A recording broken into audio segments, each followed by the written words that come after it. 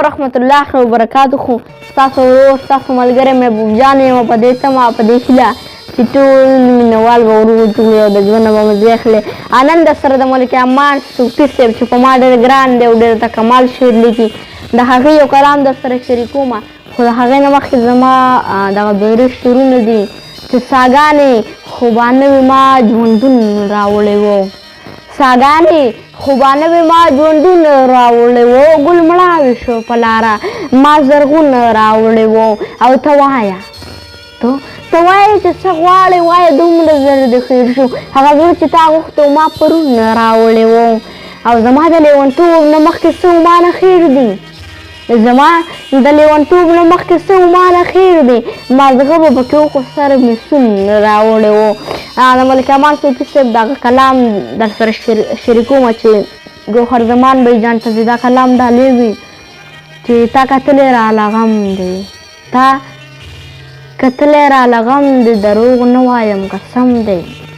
خوب خندا به څنګه وکړم، خوب خندا به څنګه وکړم چې مې زړه قلم دی وچې شونډې ځکه ګرځم، وچې شونډې ځکه ګرځم په ما تا کړی ستم دی چې ژوندی یم لا تر اوسه دا په ما د خدای کرم دی، چې ژوندی یم لا تر اوسه دا په ما د خدای کرم دی. زړګیه ستا د لاسه زړګیه ستا د لاسه راته اور کلی یو چم دی.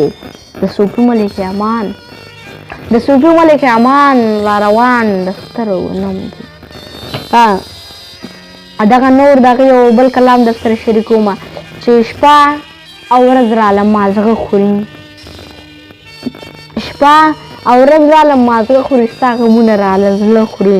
دا رواج دی د پخوا نه غټ ماران اکثر واړه خوري، دا رواج دی د پخوا نه غټ ماران اکثر واړه خوري. سود مې کله راځي داسې پښتانه چې پښتانه خوري، سود مې کله راځي داسې پښتانه چې پښتانه خوري. ځان به ښه ورته ښکارېږي یار چې ما په بېلتانه خوري.